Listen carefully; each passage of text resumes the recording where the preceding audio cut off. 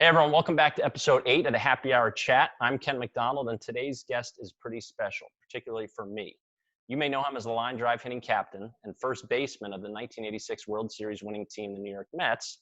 If you're not a baseball fan, you probably know him from his appearance on the hit TV show Seinfeld back in 1992 when he played himself. So ladies and gentlemen, he's Keith Hernandez. I'm sorry I had to do that. It's kind You're of stealing my line. I stole it from you. I figured that. How you doing, man? What are you doing these days? How you staying busy? It happened with with baseball was shut down in spring training, so I have a condo here in Juneau, not far from your gym, and I just stayed because I didn't realize I didn't know when if they were gonna open up again. Everything's in the air, still is. Right. And New York got hit so heavily, I'm kind of glad that I decided to stay down. I've been I have a bike. I ride around 15 miles 5 days a week on the beach road to get some exercise, legs. To me, very important to keep my legs strong. Yeah. And I'm just kind of improvising with bands. Jason, your trainer. Right. Yeah. So that's how Keith and I met about 3 years ago or so. You came into our gym and was originally training with Keith. Keith moved back up to Long Island, and then you started training with Jason Trout. So that's how we got to know each other. Right. So Jason gave me some bands and some instructions to do. I have a balcony out here that's 30 feet wide and 9 feet in depth. So it gives me plenty of room to get out in the back. And I have a mat. So just doing what I can to just keep toned. Right. Awesome. Are you doing any reading? You reading any books right now? Yeah, I am. I got into, believe it or not, this Oxford professor. I'm a history buff. We just talked about it before we went on. I'd never really read about the World War II and the German attack on Russia in the campaign. So I read around 3 books by this one Oxford professor, one overall, then 2 very detailed certain battles. But I got through that, and now I'm just ready for a fiction. And I just picked up I have had the book for 3 years. It's called Arcadia, and it's kind of a fairy tale, sci-fi kind of. We got great reviews in the New York Times and the Wall Street Journal, and it's been sitting in my library here for 3 years, and I picked it up. I just started it. Awesome. Wow, that's great, man. That's really cool. So I'm going to give them kind of a quick bio, the listeners, just on your background a little bit, at least from the professional achievements aspect. So Keith, 1979 National League MVP, 11-time Gold Glove winner. You won 2 World Series. Did I get it wrong? Everybody forgets one thing. Go ahead. I won the batting title in 1979 too. 344, right? You got that right. And that led the majors. So I led the majors in hitting. Thank you. Okay. Good add-on there. 2 World Series, one with the Cardinals, one with the Mets. And now currently you're a game analyst for SNY's Mets telecast, right? Yes. And I know you just renegotiated a contract, I think. So you're very fortunately I did. Yes, a 3-year deal right before spring training started. And this will be my 15th. Well, it's the whole group. It's Gary Cohen as our play-by-play. Ron Darling is my former teammate with the 86 Mets, is the other analyst. Very and cool. Myself. This will be our 15th season together. That's great. And you won an Emmy for sports analyst back in 2010, I think. I won a sports Emmy. I won 2, as a matter of fact. Mm-hmm. So, which is for the New York sports Emmys. But New York, it's just it's the media capital of the world. And you're competing against analysts in hockey, basketball, football, the whole 9 yards, tennis. So it's nice. I never dreamed I'd have 2 Emmys in my home in New York. How about when you were voted in 2007 as the best mustache in sports ever? That was, who got mad at me? Was very strange. There was a campaign by the Mets PR department to get the votes in. Oh, okay. And to me, you either had to be Raleigh Fingers with the handlebar mustache, or Goose Gossage with the. So that same year, after I had won, Goose got inducted into the Hall of Fame. So I called him at his home in Colorado. Mm-hmm. to congratulate him, and we're talking, and then all of a sudden he started getting on me about because your mustache is just ordinary. How in the hell did you win? And I said, Goose, don't ask me. I go, your mustache is so much better than mine, but I'll tell you what, I'll trade you. That's good. I don't know, man. Your mustache is pretty solid. You've had it for a long time. Oh, it's gray right now. If it's like, you remember Hollywood Squares when they had Charlie Weaver, that old heavyset guy, the comedian, and he had that gray mustache? Yes, yep. Charlie Weaver. I do dye it, only during the season. I think it looks fine. Just for aesthetics. Don't want to make everybody think I'm too old. Looks very distinguished. So let's talk baseball a little bit. And I always ask this question. We've done 7 episodes so far. I've had a couple other professional athletes on, and I'm always interested as a trainer to know if, growing up, was baseball the only sport you played? Were you kind of a multi-sport athlete? And then at what age did you kind of realize, or for you, baseball was going to be it? I'm going to devote everything to baseball. Well, my father encouraged my brother and I, my older brother, to play all 3 major sports. He felt that if you played one sport, which is very prevalent today, you get burned out. Yep. When you look at Agassi with tennis, and he had to take that little sabbatical, and he got himself together. He came back and was greater player than became the great player that he should have been. Yep. Tennis, I think, is but tennis is year round. I don't know how those guys do it. But I played football, basketball, and baseball in that order. It was football in the fall, then basketball in the winter, and then baseball in the summer. And I was actually, I grew up in the Bay Area, the West Bay, in San Mateo County. So I was it was a very athletic school, and I was the first athlete to win all first team, all league in all 3 sports. Certainly baseball was my best sport, although my brother thought I was a great quarterback, and I did get recruited for Notre Dame. Actually sent me wanted some films from me, and we sent them films. I was a drop back quarterback, and this would have been 1971. It was my year I graduated. And they wrote a letter back saying they were looking more have more of a running quarterback offense, blah, blah, blah. So, but I got recruited by Air Force and Navy. I had congressional consent to both. I didn't want to do the commitment militarily because I wanted to play baseball. Cal and Stanford were full rides, and I wound up signing. I had a great summer ball. In California, it's called Northern California. It's called Joe DiMaggio, not Babe Ruth. Okay. And I just killed it. And I signed late in the summer because my father held out for more money, and that was the beginning of my professional career. It was pretty interesting too, because you did not play senior year baseball. Is that right? And then you ended up getting. I quit. Yes, my coach was should never have been handling young teenagers. Should never have been. He had a problem. And so you ended up getting drafted kind of late, 42nd round, I think. Yes. You went through obviously a stint in the minors, single A, even before that, right? Florida State League. I played St. Pete in the Florida State League when I was 18, in 72, 73 in Little Rock, and then got called up in August or early August to Tulsa in the AAA, American Association. So that's another year in Tulsa, then the big leagues. So that's kind of where my question was, because I'm reading your book. I'm almost halfway through it, which is excellent, by the way. Thank you. You had made a point to say that you really didn't hit all that great, single A, double A, that sort of thing.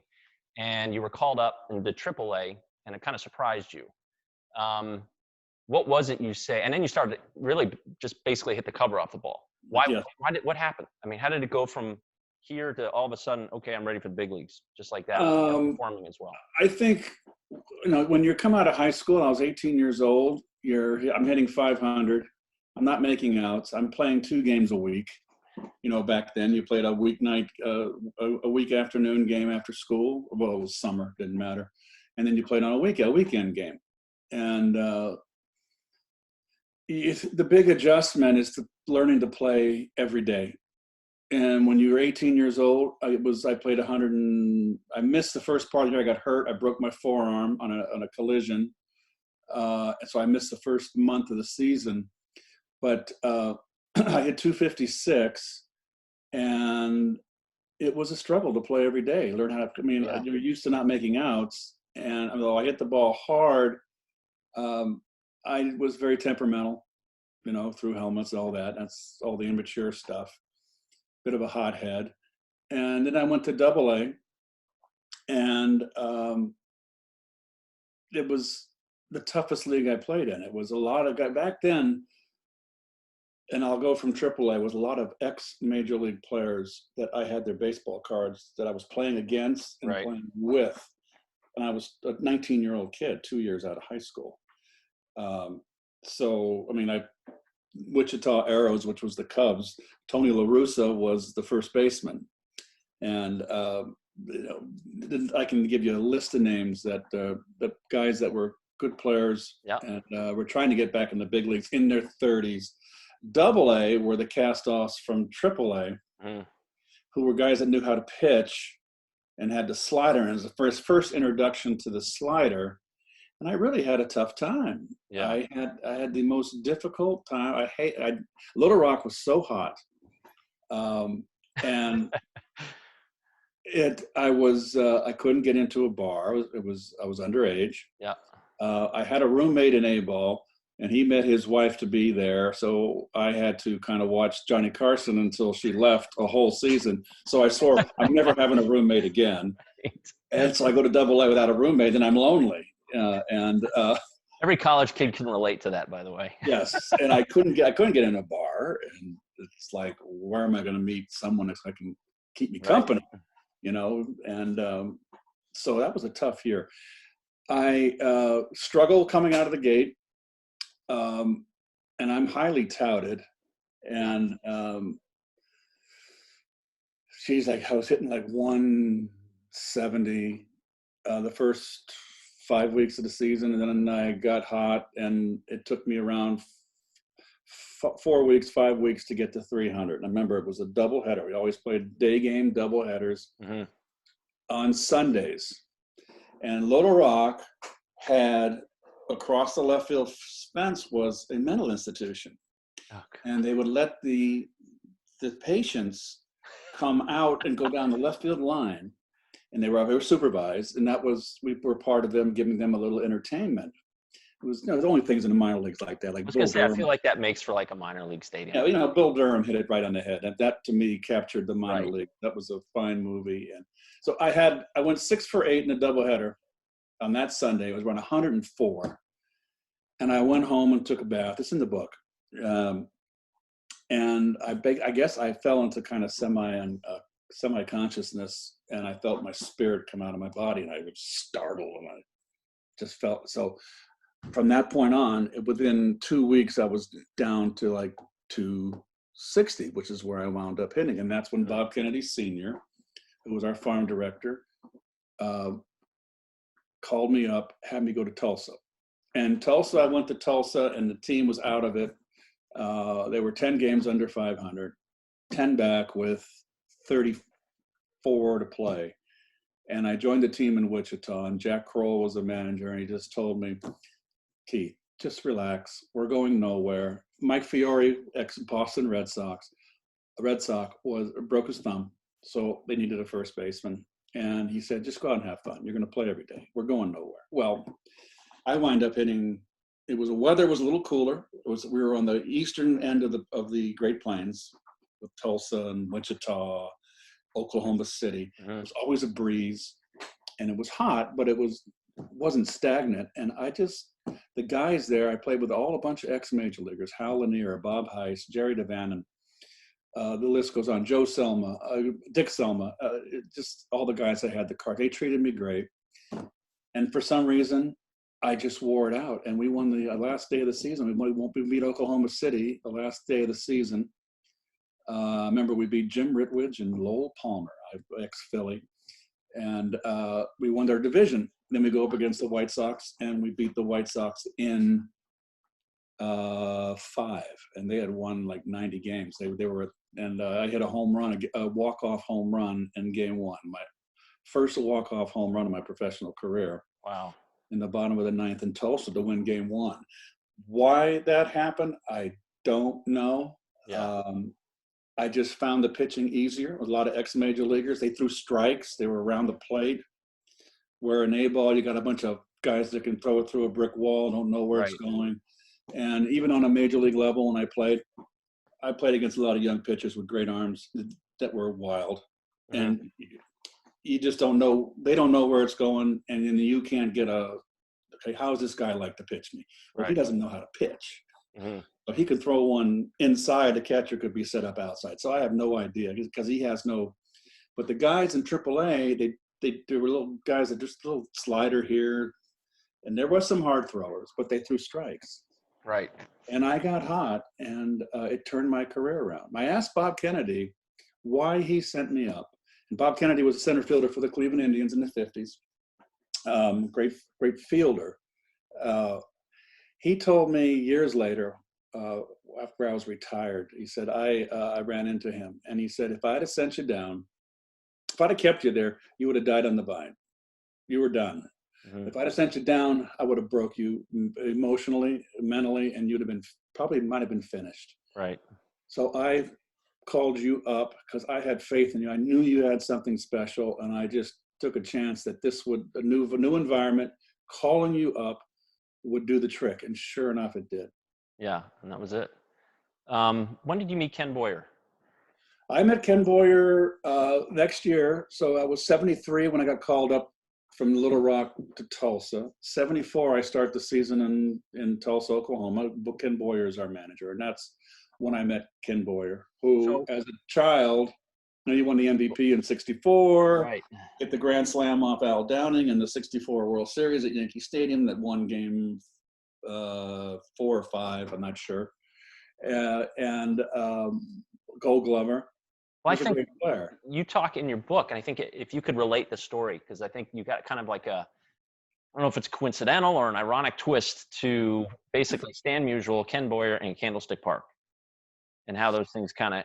Oh, okay. Well, my dad played pro ball in the Cardinal chain. He actually was signed by Brooklyn before the war, World War II, and started out in Brooklyn, got hit in the head, and they released him because of medical reasons, and he got picked up by, I believe, Cleveland. Mm-hmm. He winds up in Oklahoma City in 1947 in AA Texas League, and gets in an argument with the manager, gets traded to Houston, Texas, to the Cardinal chain.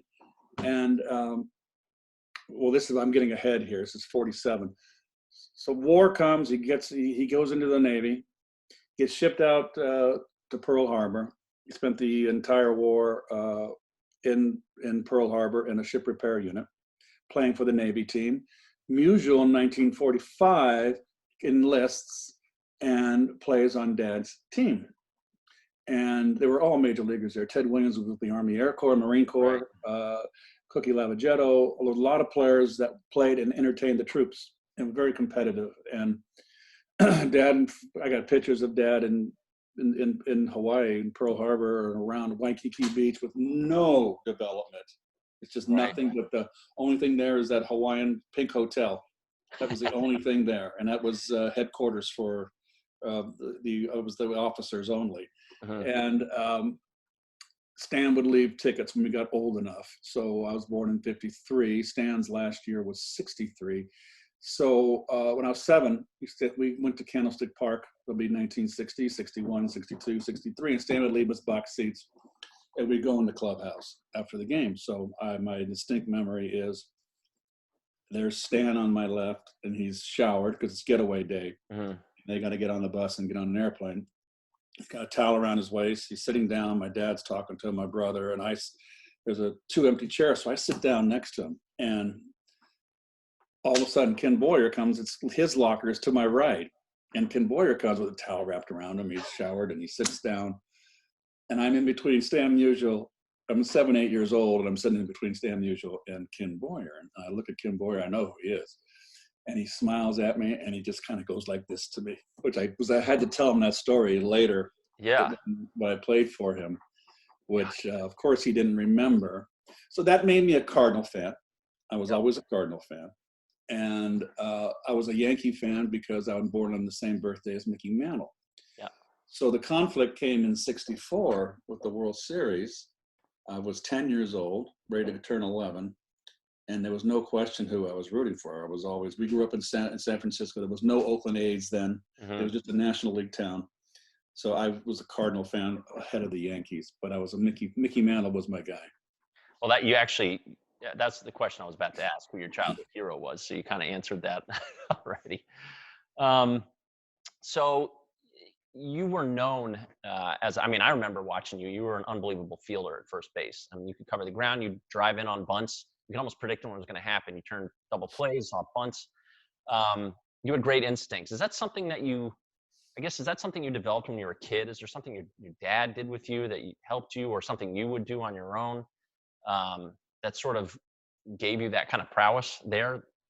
I think it's, my dad was a first baseman, left-handed first baseman, and was a very, very fine fielder. So at a very young age, we got out on the diamond, and Dad taught us how to play the game. And he actually coached all the little league teams, and we won all the championships. And he made all the other kids. He was able to work with what he had. He had a good eye for talent when he drafted, and knew how to mold kids. He was a good teacher. He taught us the right way to throw. I'll never forget the first time he took us out. I can still remember. And when you first start throwing the ball, you kind of do this, and you learn to do, just come here. I remember that was the first lesson. And then getting on the field and first hitting ground balls to us with tennis balls, because he doesn't want us to be afraid of the ball. Right. And he taught us how to do the bag. He gave us drills. He gave us tests, and they weren't multiple choice. Certain situations, where are you supposed to be on the field? So double, bases loaded, double into left center field, where are you supposed to be? And not only that, where the other fielder's supposed to be. So I was way ahead of the game. He taught us how to scoop, taught us the proper fundamentals of fielding the ground ball, and taught the aggressiveness to always try to get the lead runner. Right. And I just built on that as I became a professional and went into the Cardinal chain. And they had the Cardinal way was very much prevalent then. And defense was stressed, and there were certain plays that we had. And I improvised. And as I became a star, I really came into my own. And I mean, I always wanted to get the runner on a bunt. It was get the lead runner, keep that runner out of scoring position, and also keep the double play in order. So that was always, I felt that if I didn't do that, they succeeded, I failed. But sometimes the pitcher put down just too good a bunt, and nothing you can do. I don't know. I remember seeing videos where the pitcher would pitch, and you'd be almost in the camera view before that guy laid down the bunt. So you were like scooping it up right then and there. Well, that was runners on first and second when I did not have to hold a runner on. So I can really crowd the pitcher. And that is, first and second, you're supposed to bunt down the third base line to get the third baseman to make the play. Right. So it vacates third base. So I just always like to breathe down their throat. A funny story, it put the pressure on them to really get it down there. And pitchers a lot of them weren't good bunters. Right. And it made them nervous. Yeah. And I remember there was a couple of pitchers I knew could hit. And those are the guys I couldn't do that to. Greg Maddox with the Cubs, when he first came up, I played real aggressive, and I saw him step out of the box and look at me out of the corner of his eye. He's gonna swing. And the next pitch, sure enough, he hit a bullet right by my head for a base hit. And I never played him aggressively ever again, because he could handle the bat. And Rick Rhoden was a great hitting pitcher. Yeah. Those guys, Donnie Robinson of the Pirates, another great hitting pitcher. Those guys you had to be careful with. Mm-hmm. Mm-hmm. But they're the minority. Right. So I'm gonna give you kind of a mouthful of a question here, and we're gonna kind of change gears a little bit, talk a little bit about today's game, and kind of curious on your opinion on some things. So last year there were 42 complete games thrown. If you compare that to 1989, there were 622 complete games thrown. Last year, a pitcher's average ERA, average home runs allowed, and batting average on balls in play was higher, considerably higher than back in 1989. Additionally, if you look at disabled lists, there was 536 players last year on the disabled list versus 1998, there was 387. Now you can extrapolate, I'm sure 1989 was even less than that. Most of the people on that list are pitchers. So, my question is, why is it today pitchers kind of seem less effective, I guess you can say, than maybe 30 years ago, with less innings overall pitched and a concurrent rise in injuries? I know that's a mouthful. But what I was basically seeing is that the statistics shown across the board for pitchers, last year versus 1989, don't fare well. And I'm wondering is it the ball is more juiced? Is it the stadiums are smaller? What is it? Pitchers are coming out early on. Well, if you don't throw with the scouts today and all the analytics that's going on and all the new young Turks that are running the game now, they're doing the analysis and are running the show. If you're someone that's down in college or in high school and you don't throw 95 miles an hour, they're not going to look at you. Mm-hmm. And I think a lot of the injuries, and the one that comes to mind to me is Kerry Wood, or the old Cub, when he struck out 20 or something. Mm-hmm. I watched that game, and it's an unnatural motion for your shoulder and elbow to throw a baseball, and let alone throw it a 97, 98 miles an hour and then throw a breaking ball, slider. There's a lot of torque on the elbow. And we're talking Tommy John, which has become very prevalent. Yep. I think that pitchers today, I've talked with a lot, this is my opinion and I don't know, but a lot of the old timers that I played with and before me, they feel that they're not throwing enough, that this pitch count is what's causing the problem. And I agree that I wouldn't want a guy to go out there and throw 140 pitches, 150 pitches, but it was on the 100 pitch and you're out no matter what. David Cohn, great pitcher, Toronto, sure, Yankees, yep. Kansas City, Mets. He said a lot of games, he said he got stronger in his 115th pitch. So you're seeing more pitches kept him healthy? Yes, to build up more strength. So more of an endurance factor. And the fact that every pitch is all out with these guys now. Most of the guys, look at Scherzer. He's a great pitcher. Yeah. A lion, for a heart of a lion. Love him. But Jim Cott, who should be in the Hall of Fame, he has 288 wins, and he's not in the Hall of Fame. Went up to Jim's a good friend. He was a teammate of the '82 Cardinals with me. And Jim Cott went up to Scherzer and said, Jim wasn't an overpowering pitcher. Jim was a sinker slider pitcher, knew how to pitch, move the ball in and out, a little extra here, a little off here. And he asked Scherzer, he said, I always looked at the lineup and, the 7, 8, and 9 hitter, particularly in the National League, you got a pitcher. Mm-hmm. That's kind of the inning you can catch your breath. And he says, instead of 100%, he would throw 80%. And just conserve energy for later in the game. Now, today, it doesn't matter. He's 7, you're gone. There's no doubt in my mind that if Scherzer played in my era, Scherzer would probably have 20 complete games a year. He's right. A horse. So he went to Scherzer and asked him, do you ever think of just when you get someone you can get out in the bottom of the order, the last 2, 3 guys, just to kind of coast a little bit? And Scherzer looked at him and said, with serious face, because he's very intense, I don't know what you're talking about. I can't even think about it.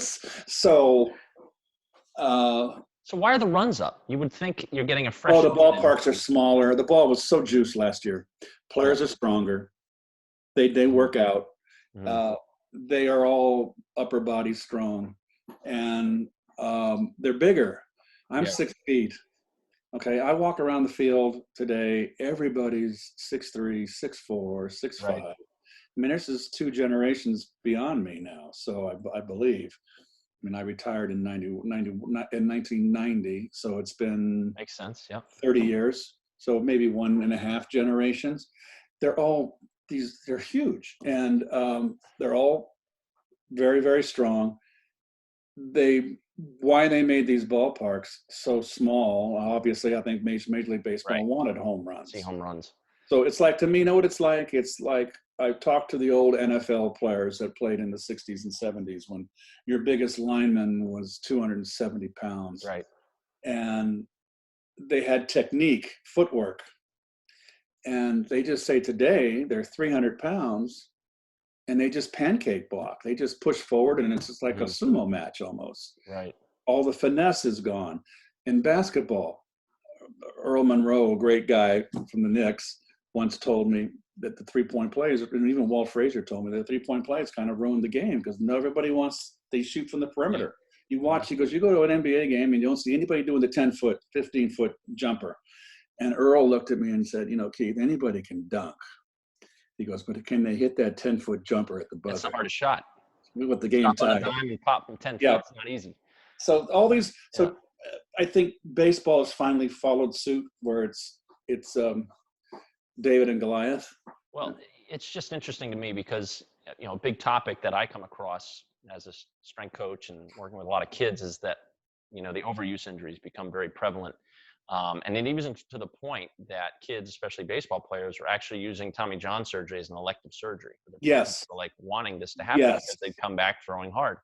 And it's all about the speed. So I'm kind of wondering if these players, when they make it to the big leagues, have already kind of reached that pitch count that maybe they should not have reached if they were playing multiple sports, if they weren't so focused on throwing hard, that sort of thing. I guess that's just something that's up for debate. And we'll never know. I mean, there's a lot of oblique injuries now. I never had an oblique. And if you hurt an oblique, strain or pull an oblique, you're 8 weeks. Right. That's 8 weeks of the season. You're missing 60 games. You are missing a great portion, almost a half season, depending on the severity of it. And it's usually the hitters because they got the trunk twisting. Yep. I never did a sit-up. I hated sit-ups. Mm-hmm. And, I never did a back exercise. We don't have anyone do sit-ups. But they would line us up like football in line. The coaches would be around and they'd walk by and I'd look and I would do it and they'd walk past me and I just lay down. And guess what? I never pulled an oblique. And, we don't have 300-pound linemen landing on us, on our stomachs, at full force. Well, do you think, so in golf right now, you're also having a bit of a rise in injuries, and the modern golf swing is a swing that is basically much more stable with the lower body and much more dynamic with the upper body. In other words, we're creating a lot of torque, you're creating a lot of separation. And a lot of the rotational coaches out there that are working with baseball, golf, that sort of thing, tennis, they're teaching that, and that's bleeding over into baseball from what I'm seeing, at least from 3D technology that they're looking at. I think that the working out is fine. I think they do too much. And to me, we were taught not to lift weights when I was a kid. We had the hand grips, which I hated, but I did them occasionally. Also had a thing I rolled up on a rope. I had a hammerhead. Actually, it was a big hatchet head, and I would roll it up just to build the forearms. And I didn't work out in the off season. I didn't touch a bat. I didn't do anything until so I never was. I played myself into shape in spring training, but never really got in shape until May. It was cold weather in April up in St. Louis. I didn't start running until 1980, which would have been the winter of 1980-81. So I would have been 27 years old, just turned 27. And I lived in Philadelphia. I left my first wife for good. We were done. I didn't want to stay in St. Louis because of the divorce. I had to get out of town in the winter. So I wouldn't stay with Gary Matthews was playing for the Phillies. I stayed at the Warwick Hotel, and I met a gal, and she was a cross-country runner, and she got me into running. Okay. And that's how I stayed in shape in the off season. I used to run 2 days, take a day off, 2 days, take a day off. Right. And would run anywhere from low end would be 35 minutes. And if I really felt good, I'd run an hour. that was something. From 45 minutes to that hour, that's when you start really Yeah, sweating. And I'd always sprint at the end. And I came to spring training in great shape. right. Not gassed. And I think trying to find that fine line between the two extremes, not doing anything, and then guys today are cranking out bodybuilding type exercises, powerlifting type exercises. They're in defense of that. They'll say it's a power game now. Yeah. Um, all right, And let's that's what it is. You know, you've got the launch angle. Guys are taught to swing up. I mean, I just went to the Gold Glove dinners where I handed out the award to the first baseman out every year. And I was talking to Ryan Sandberg, and Ryan had heard me by broadcast. Said, I was taught like you. You got to hit high pitch, get on top of it. Yeah. Not this. And that's why I think strikeouts are up. Mm-hmm. Because you cannot, if you're swinging up, you got the ball coming in like this. If you swing level on it, it's a collision. Right. You're like this. This ball's coming in 95 miles an hour, and you're like, the timing has to be perfect. Mm-hmm. And it just doesn't make sense. So. Getcha. I'm not going to lie. I had a lot of people ask me about my next question, or are you going to ask them about Seinfeld? So, Okay. 1992, you made a special guest appearance as yourself, as I said earlier. What year was it? 93? Maybe not. I don't know. I thought it was 92. 92, 93, one of the two, yeah. Something like that. You were in the episode called The Boyfriend. Yes. I think Jerry's got a man crush on you. You're dating Elaine. And you actually used the name, the phrase, I'm Keith Hernandez, used Right. for your most recent book, which I think is great. Yeah. How did you get that role? How did that come about? I mean, Seinfeld's a big New York show, so I get that they want a New York guy, Jerry's a Brooklyn guy, a Met fan. He's got a box at Citi Field, a luxury box. He comes to a lot of games, and I was his favorite player. So he conceived this episode with the help of Larry David, and I was my second year of retirement, so I think it was 93, and second season, and they used it on sweeps. It was an hour show. They didn't know how to get a hold of me. I don't know why they didn't call the Mets and ask the Mets, where am I? I'm in New York. They knew I was in New York, but they called my former agent, was Scott Boras. So Scott Boras calls me and says, I got a call from the producers of the show Seinfeld. And I go, what's that? I know you play baseball, you play night games, you don't watch primetime TV. I still don't watch primetime TV. That was kind of when it was in its, early episodes. Yes. The first year of the show, Larry David told me later, just didn't really take off. And they really felt that my episode, which wasn't me, but it was so well written, they knew they had something special. Yeah. And they wanted to use it on Sweeps Week, which is for the advertisers. And they would always, at Sweeps Weeks, it would be an hour show, which means they had to add another scene, another subplot. So they wrote it two ways. Then the additional scene, it was all going to be contingent on how I did acting wise. And I had never acted, taken a lesson, didn't want to. When Boris called me, he said, they'll fly you to LA first class. You'll go for a week. It's minimal lines. And they'll put you up at, they put me up at the Four Seasons in Beverly Hills. And they're going to pay you $15,000. I said, I'll go. What the hell? I'm in. And so I get the script overnighted to me because we agreed on doing it on Friday. I had to be there on Sunday. I had to fly out to LA on Sunday. So they overnighted Saturday delivery the script, and I get the script, and I see I'm the guest star, and I've never acted. I'm in a panic. So I had met Marsha Mason, the great actress, in New York, and she had moved to Taos, and I called her on the phone, and I said, Marsha, I'm in over my head here. So she taught me how to memorize lines. So it was like, read line one, and then I get that down, then lead line one, line two, and then go line one, line two, line three, and then do the whole thing over again. And then before you go to bed, make sure you do your lines because it'll stick. In the morning, get up, have your coffee, do your lines. That was my main concern in that show, was to remember my lines, because I remember on Tuesday that this was just one episode. I was going to be there to Saturday, Sunday's off for them. I go home, they go on Monday to the next episode. So I better not screw up. There was some tension. I was very tense. And I did memorize my lines, but every scene I was in, I memorized the actors I was interacting with as well. So I knew what Right. was coming from. So the You know first what's scene coming. when I meet Jerry in the gym with George and Kramer, and George is the chucker, and Yes. uh, That's right. they changed that scene so many times. I had it memorized down pat on Thursday, and then they Oh, came back and they said, okay, and they altered the sequence.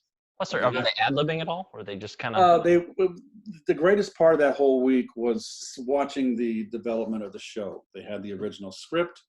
You had the big long rectangular table. There was Jerry and all the principal actors, um, uh, Larry David, of course. And then there were three other writers that were all a little goofy. I liked them. They were a little out there. Their creativity was showed Right. through in their personality.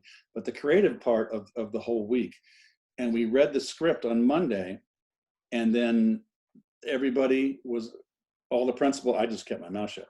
The principal actors could come in and say, we can make it, can we try this? I think it'd be more funny. And Larry David made the final decision. So that was Monday and Tuesday. And Tuesday we went on and set, and with our scripts in front of us, did run throughs all day long. It was 7 o'clock call. And because it was an hour show potentially, which it wound up being, we weren't done till sometimes 7 at night. It was 12 hours, 11-hour day. Wow. with lunch break. And so everybody had a chance to dig in and try to make it better, but Larry had the final say. Wednesday, no script in front of you. They got a gal that's sitting there. I don't know what name her position is, but she's got the script in front of her. And if you forget your line, you just go line, and she's right there. So I'm talking, Kevin, I went to the store today and line, she's got it right there. That's a real thing. Okay. Yep. So, and so then that point on, from Wednesday on to Friday, no script ever, well, the whole week, no script. And then Friday, the suits came in, the censors from NBC. We had to do the whole run through at 5 o'clock for them in chronological order, the whole hour. And I didn't screw up.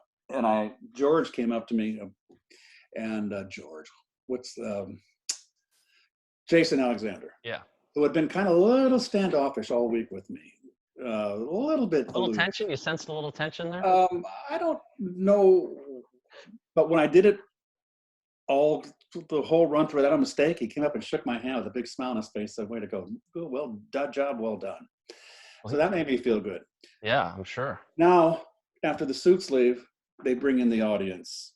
Yeah. And this is like 7 o'clock, and we have, the studio runs rectangular. So here's the cafe, the coffee shop, here's Jerry's apartment, and it's all open-ended, and the cameras run on rails right here. They have cameras in so we can go from each set, right? And it's just right in the studio. Sure.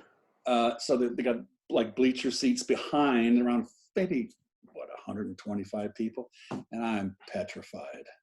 Oh, God. In front of a live audience. I'm nervous. And Jerry kind of goes, Keith, what the hell's your problem? He goes, you play in front of 50,000 people. I go, Jerry, I don't have to memorize lines in front of 50,000 people. He goes, it's only 125 people, a piece of cake. And for you, yes, not for me. So we had to do the first scene with all the changes, and they came and made a late afternoon change in the first scene again. And I screwed up right out of the gun.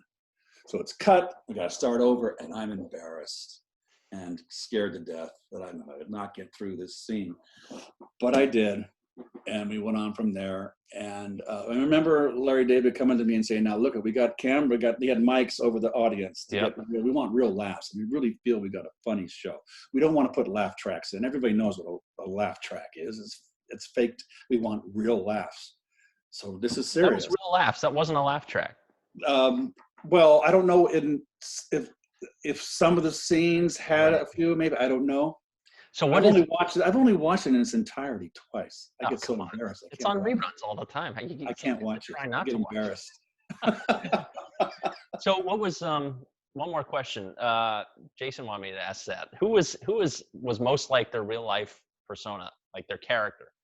You know what I mean? Like, was Kramer like Kramer? Oh. Kind of like Kramer? They Or are they all just totally different? no, I think particularly Jason Alexander, Michael Richards, which was Kramer, Yeah. and George. Louis-Dreyfus. That was their personalities. I mean, and when the lights came on, Jerry's a little shy, and it was his personality. When the lights came on, they just amplified their personalities. Boomed. Yeah. I mean, Jason Alexander's a professional actor. Michael was too, and Newman was great. I got along with great. He was terrific. The Magic Louie. Big baseball fan, and he was fun. They probably got a kick out of it. Oh my God. I really enjoyed. I mean, I was sitting behind. I was kind of sitting behind the set when it wasn't my scene, and I watched, and it was just a great experience in my life. He's like, Keith Hernandez, I despise him. Ruined my day. I lost it when I saw that episode. Oh my God, that was so good. That's great, man. Great stories. So just continuing here a little bit. I don't want to keep you too long. Okay. I got nowhere to go. All right, another quick one I wanted to ask you about. If anyone Googles you, they're going to find you smoking a cigarette in the dugout. I hate that photo. Just random, right? Someone just randomly took that? I was in Pittsburgh, and there was no place. I smoked around a pack a game, and there was no place to hide without. Here's third base dugout was with a visiting team, and if you walk towards home plate, and then made a right-hand turn, that was the ramp up to the clubhouse. So, and the dugout dead ended out here in plain view, and if you went behind the home plate almost on the third base side, you couldn't see the game. Right. So I would usually smoke and peek around the corner. Right. But it was a day game, and I just wasn't I remember I wasn't in a great mood, and I knew what I was doing, and I know who took the picture. I know the photographer who took the picture. It was a real good looking gal. And well, you had an that came out. I absolutely hate that photo. I think it's just awful. Yeah. It's the one, I haven't smoked. I quit smoking once I retired. It took me 3 years to quit. I had smoked from 19 in AA, started smoking. I guess it was just nervous, fidgety, and I only smoked at the ballpark, hardly smoked in the off season, hardly ever smoked in the off season, but wouldn't bring a pack out at night after a game. I was a great bummer of cigarettes from my teammates, and only smoked at the park. Mm-hmm. And when I retired, I knew that I'm going to quit, and I wanted to quit. I'm not in the ballpark anymore. I don't have to get a base hit in the ninth inning with the game on the line. There's no reason for me to smoke. But it took me 3 years. I didn't do any patch or anything. But the last thing I had to get over was, this is before you could still smoke inside restaurants, was if I smelled that smoke, I would want a cigarette. Yeah. And that was the last thing I had to get over. And once I got past that, I haven't had a cigarette since 1994. Mm-hmm. Well, good for you, man. Yes, easy. There's nothing good in cigarettes. Yeah, no, there really isn't. All right, we'll get back to baseball. I had to ask that. But so you were really good against lefty pitchers. Yes. As a lefty hitter. And I asked you this a while back in the gym, and my question was, it always seemed to me, and this is, I don't know if there's anything to back this up, but it always seemed to me like a lefty pitcher had an advantage against a lefty hitter. Yes. A righty pitcher versus a righty hitter. Right. And it kind of, I don't know if it was just the visualization or where they put the camera, but it always seems like a lefty is coming more, well, I know there's a lot of great over-the-top lefties, but maybe coming a little bit more from an outside pattern that's almost starting at the player more. Any truth to that? Well, the center field camera, when you're watching, is always to a little bit off angle. It can't shoot over the head of the pitcher. It's too high. Okay. So they got to move it to the shortstop side. So you're looking in like this, in this angle. So the left-hander is going to look more like his ball's breaking more. Yeah. Mm-hmm. But there's the world is majority right-handed. Most guys grow up, you face BP right-handers. Well, my father was a left-hander, And when he got tired, my brother was a left-hander. Used to throw to my brother. So all I ever faced growing up was a lefty. Wow. So I think that had Turned out to be a I great really think advantage. that had an effect. Absolutely.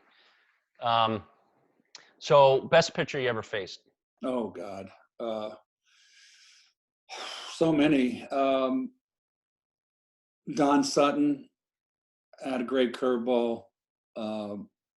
Anybody that had an exceptional curveball, no one wants to hit a great curveball. I mean, Doyle Alexander, I don't know if you remember him, a Yankee, Brave. He had a great curveball. But I would say Sutton was a complete pitcher. He had a turnover screwball changeup. He had a cut fastball, and he had a razor blade in his glove. He used to cut the ball up yeah, great curve. He had a herky-jerky motion. It was all we would call it assholes and elbows.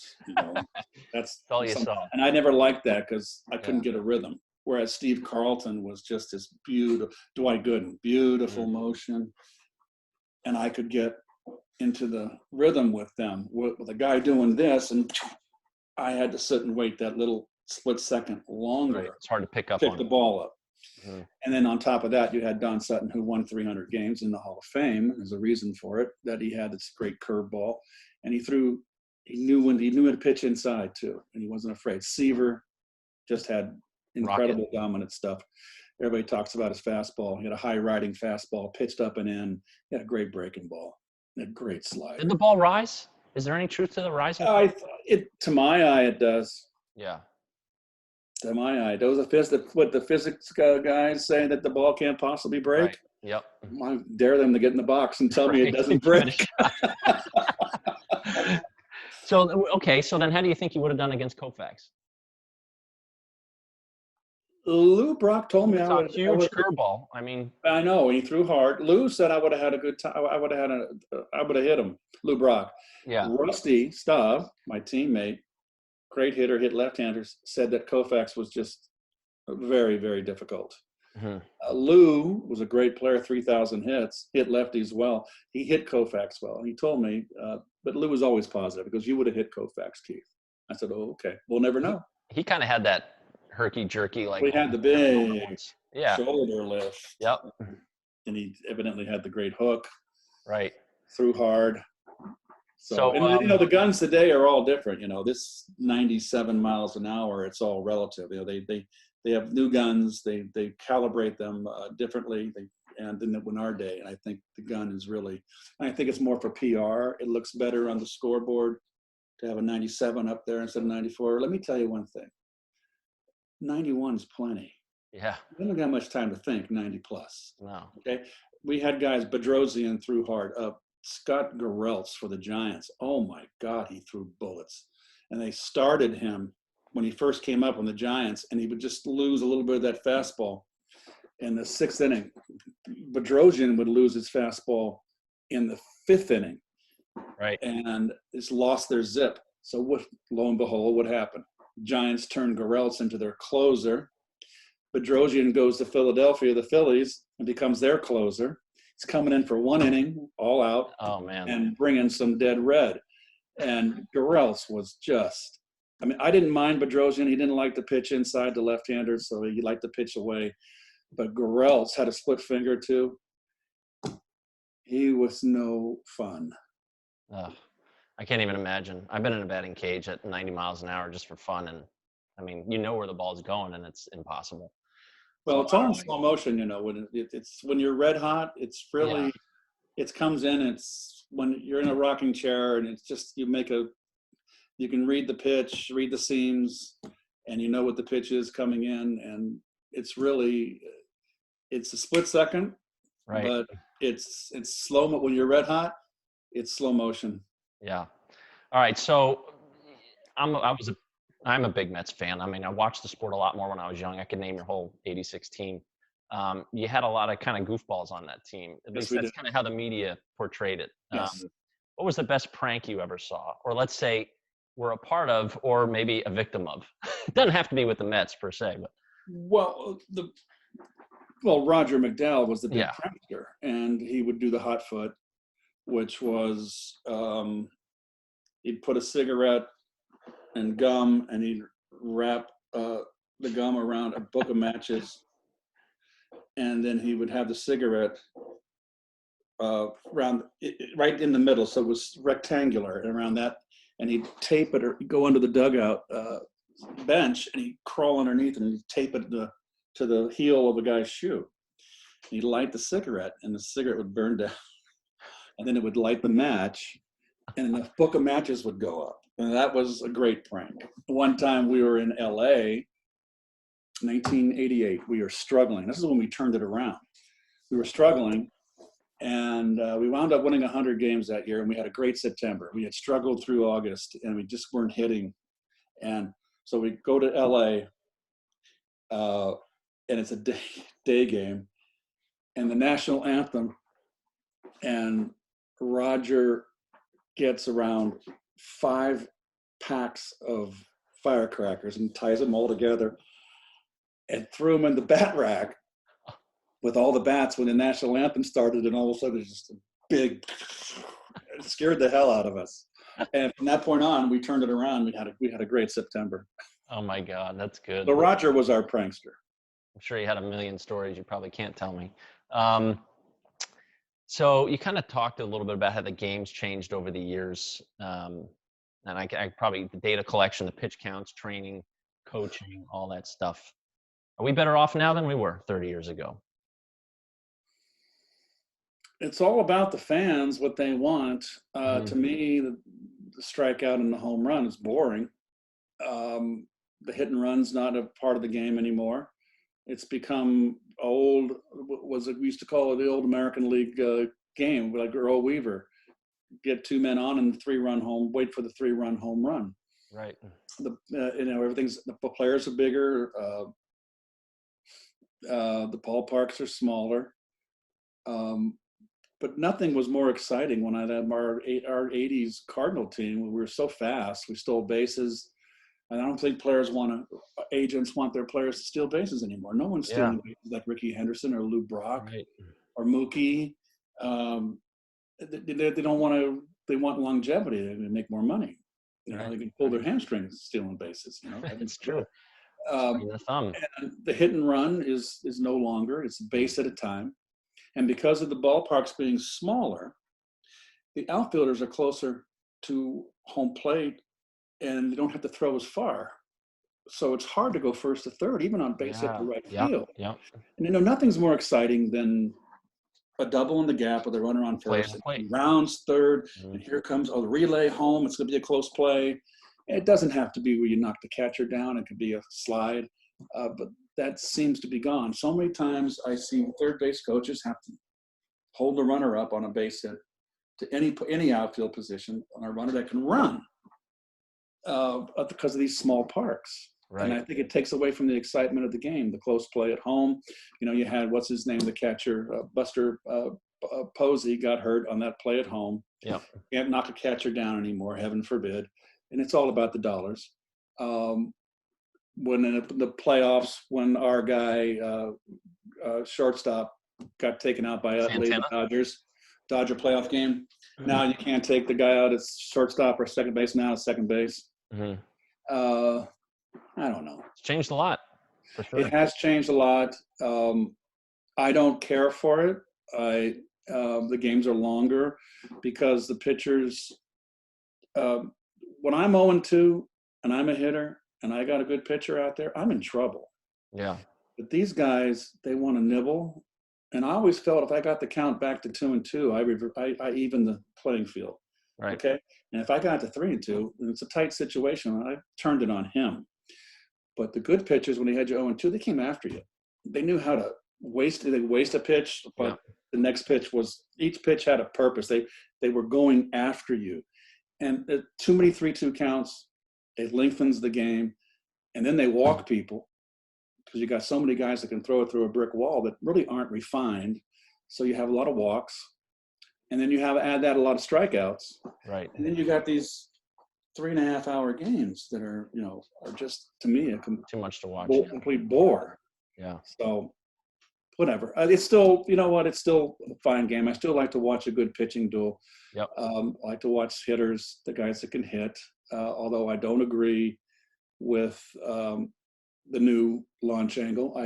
I'll never agree with that. I do agree with, to a certain extent, on certain pitchers, but it has to be like a veteran hitter that knows how to alter his swing just a little bit to get a little lift on a fat one. Right. You know, when a guy pitches a fat one, Barry Bonds was the best at it that I saw him take BP. And it's all about, if you're going to have an uppercut swing, you've got to keep your shoulders parallel to the ground.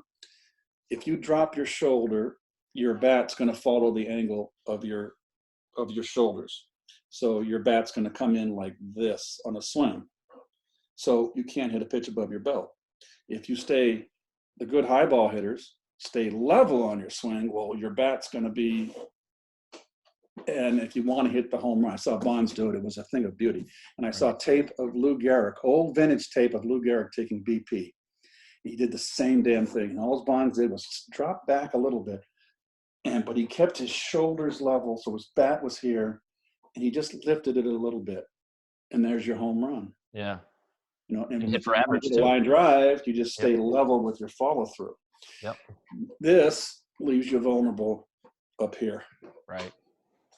So I'm kind of blending these last two, and I'd be remiss if I didn't ask about the 86 Mets. But I'm almost more curious about, if you're looking back, you know, what game are you most proud of? What game do you look back and be like, you know, I'm that really kind of gave me goosebumps thinking about it, you know, and either what I was able to accomplish or what the team was able to do, that sort Well, of the thing. greatest game I ever played in was Game 6 of the Houston Astros, the playoffs. We went 16 innings. It was a 6 hour or some odd, 6.5 hour game. Mike Scott's pitching Game 7 against us. He'd beaten us twice in the series. He was a Met killer. That was the greatest game I ever played in. And I was a part of the third inning, ninth inning comeback when we scored 3 runs to tie, I believe. I hit a triple that drove in a double that drove in the first run. And I scored the tying run on a Ray Knight sac fly. I believe it was Ray. But every inning from the 9th, 10th inning on, we don't score. We go out for 6 innings. We give up a run, we lose. And we got Scott. So you talk about being on point. Yeah. Defensively for 6 innings after you've played 9, and you're getting into 4 hours, 5 hours. Right. And we were both sides were on fumes. And that was the greatest game I ever played. I mean, we get ahead by a run, and then Hatcher hits the home run off Jesse to tie it. And here we go. We got to go further. Then we get 3 runs, and they get 2, and they almost come back, and they had the runner in tying run in scoring position. That was, to me, I was exhausted after that game, but euphoric because we had won the National League. Right. That's great. Keith, man, you've been more than generous with your time. Thank you so much. I have to say this is personally special for me. I grew up, like I said, a Mets fan. You were my favorite player on the Mets. Who would have thought 30 years from back then, now I'm actually talking to you about the Mets. So it's funny how, as George Costanza would say, worlds collide. Yes. The small world, yes. That's right. It's a small world. So thanks again, man. And I look forward to seeing you back in the gym. You will definitely do that. And I have a hunch they're not going to get this thing rolling until minimum July. See, they're hoping for 81 games. They're hoping for 81 games and play. Oh, but they would play into October and then play postseason in November and warm weather neutral sites or a dome stadium. Right. So they're hoping for 81 games. It's just, you know, it's a lot of problems that go with that. So I have a hunch. I'm hoping that they'll play here in Florida, the spring training sites, because I have a home here. It'd be very convenient for me, and I can come to your gym. Exactly. Well, Keith, man, have a good night. Cook a great dinner, and we'll talk soon. All right.